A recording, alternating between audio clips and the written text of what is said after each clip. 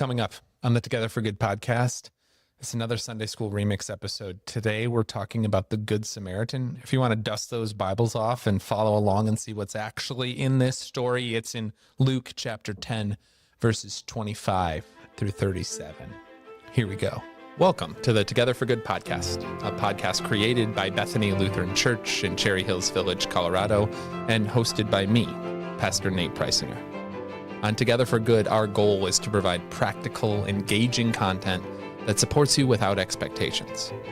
Whether you're feeling disconnected from traditional religion or simply exploring what faith means in your life, we're here to walk alongside you. No matter where you are on your journey of faith, we're glad you're here. Welcome to Together for Good. So yes, another Sunday School Remix episode, and today we're talking about the parable of the Good Samaritan that Jesus tells in Luke chapter 10. And this is a great story, and we talk about it in Sunday school because I think we often want Sunday school to be a place where we just tell kids how to be good. Like just be a good kid. just be good, be kind and be caring and learn good morals. I hear that a lot, is that's why people want to bring their kids to church, is so that they'll grow up with a good moral foundation. And the story of the Good Samaritan is perfect for getting that point across. You remember it.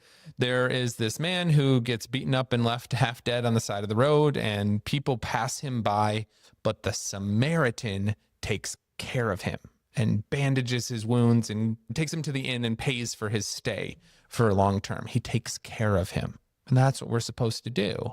We're supposed to notice people who are around us who are in need and not walk by without looking. No, you need to be a good kid like the Good Samaritan, and you need to stop and take care of that person. And what I'll say is that largely that's what this parable is about. That's a simplistic reading of it, and there's a lot of details that I'm going to bring in that I think give this parable a little more context and a little more oomph.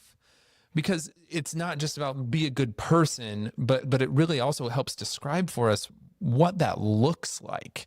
And it points a really clear lens at the ways that we often mess this up, the ways that we often concern ourselves with other issues rather than the care of those around us. And that's the heart of it. First and foremost, as we dig into this story, you need to understand the context of it. Whenever Jesus is telling parables, it's always a good idea to start by wondering, why is he telling this story? What happened that prompted him to launch into this specific tale? Because Jesus told a lot of stories. And I kind of love that about Jesus, is that he wasn't a person writing a systematic theology, but he showed us what God is like and what God cares about and what God hopes for our world and our lives by telling stories. Because there's something fluid about a story. There's something that captures our imagination in storytelling. And the thing about stories is that every time we hear them, they can hit us a little bit differently. Do you have a favorite book or a favorite movie that you go back to again and again and again? I'm guessing you do, because there's something comforting about that particular story. But also I'm guessing that you find something new in it each time. My daughter has read the Harry Potter series, I think, over 15 times. It's at least that. And she does it because she notices something new every time. We don't tend to reread books again and again that are really simple. You don't reread something like Goodnight Moon again and again. Well, you do, because your infant child wants you to read that story 1,000 times.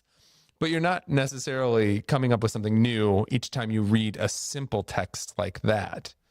But these stories, these largely simple stories that Jesus tells, are masterfully created. And they have a way of drawing us in, of helping us see ourselves within the characters in the story, and helping us ask new questions every time we read them. And so the context of our Good Samaritan parable that we're talking about today is thus. This Bible tells us that a lawyer, hoping to justify himself, came to Jesus and asked, "Who is my neighbor?" What a fascinating little bit of detail that we get at the start.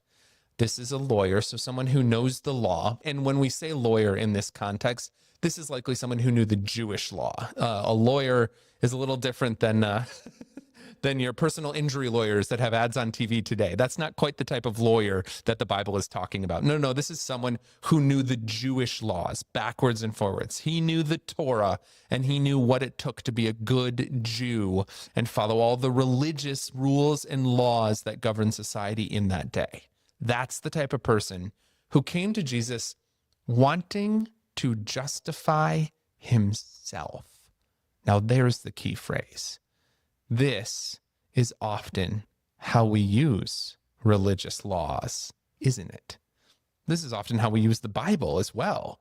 We use it to justify ourselves and our actions. No.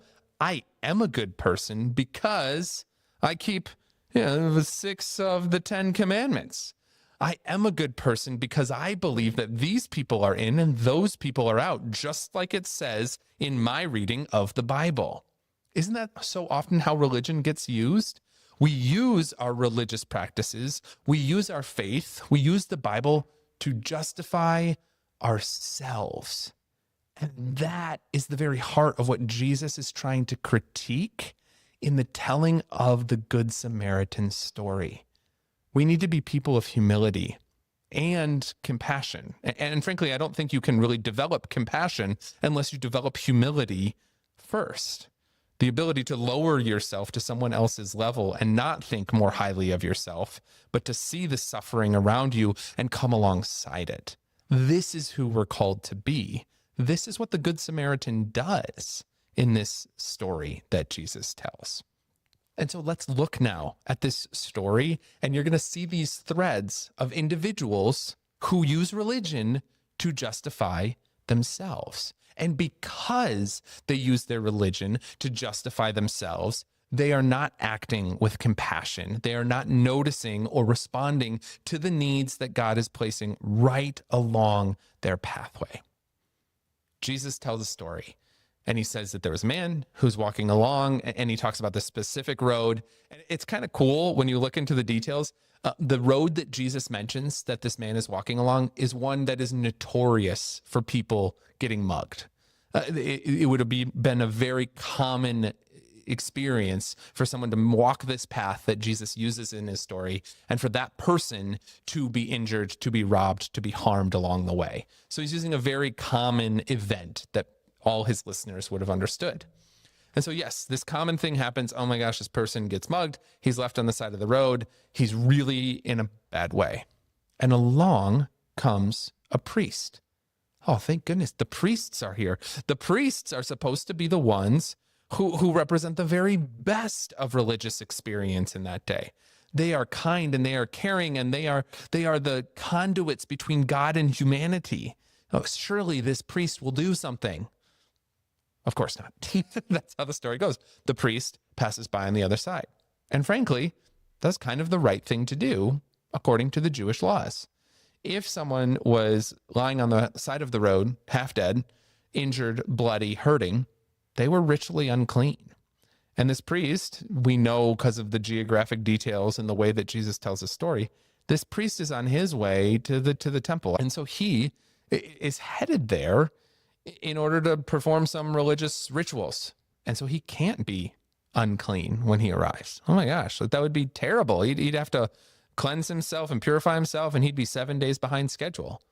That's why the priest passes by on the other side, because the religious rules said so. And so then along comes our second character in the story, a Levite. And Levites were the rule keepers in the temple. They also knew all of the laws, all of the rules, all of the right ways to do the different practices and liturgies and prayers. And so these Levites also would have known very well that you can't touch an unclean body on the side of the road. You can't help this man because the religious rules say so. So this is Jesus' setup. He says there's a priest and then there's a Levite. And obviously, they don't stop to help this man because, the rules say that you don't.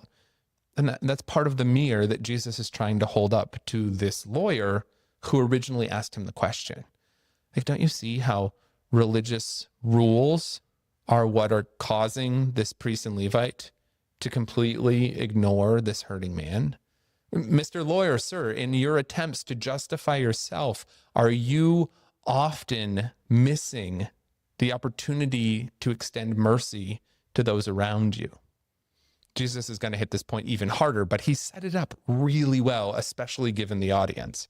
And what you should also know is that in those days, it was very common for stories to have this cadence. There was a priest and a Levite, and then the third person is always the hero of the story. It's kind of like, a rabbi and a pastor walk into a bar, and the third one is going to be the punchline of the joke. Yeah, that goes back to biblical times. A priest and a Levite. And again, the third person, usually in most tellings of a story, the hero is usually an Israelite. Yes. Oh, of course, those are the heroes of the story. But not this time. This time, Jesus really flips the script and does something shocking and unsettling in order to get everyone's attention.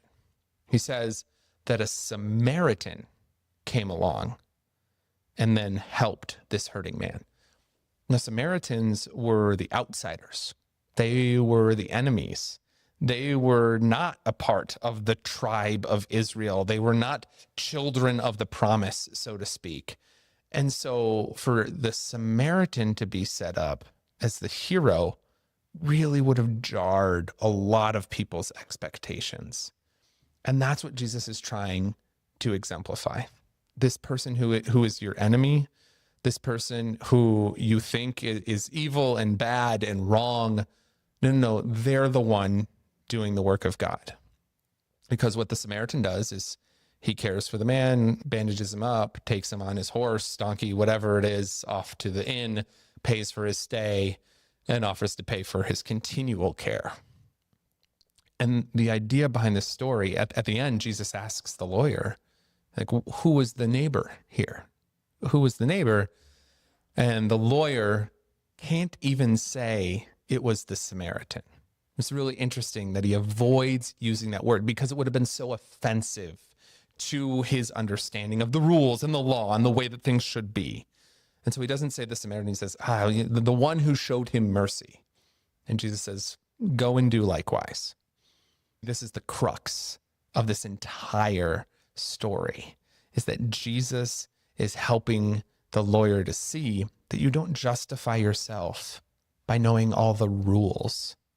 No, it is through mercy that we really act as neighbors to one another.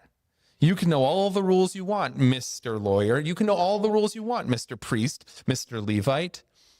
But it's just responding with mercy, humility, compassion.